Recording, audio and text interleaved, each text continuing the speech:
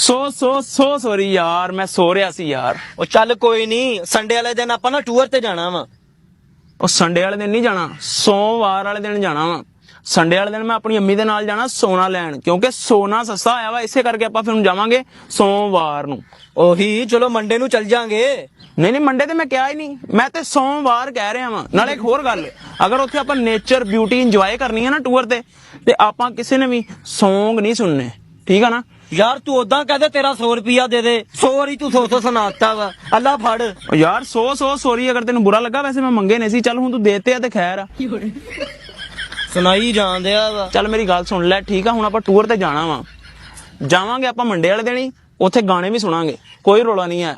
ਹੁਣ ਮੈਂ ਕੱਲ ਜਾ ਕੇ ਨਾ ਅੰਮੀ ਦੇ ਨਾਲ 골ਡ ਲੈ ਆਵਾਂ। ਬੜੀ ਗੱਲ ਆ, ਨਾਲ ਹੀ ਤੇਰਾ 100 ਨਿਕਲ ਗਿਆ ਵਿੱਚੋਂ। ਬੜੀ ਵੱਡੀ ਤੂੰ ਸ਼ੈਮ ਆ, ਗੱਦਾਰ ਆ ਤੂੰ, ਗੱਦਾਰ। ਉਹ ਯਾਰ ਮੇਰਾ ਉਹ ਮਤਲਬ ਨਹੀਂ ਸੀ ਯਾਰ, ਉਸਮਾਨ ਹੈ। ਹੈਲੋ।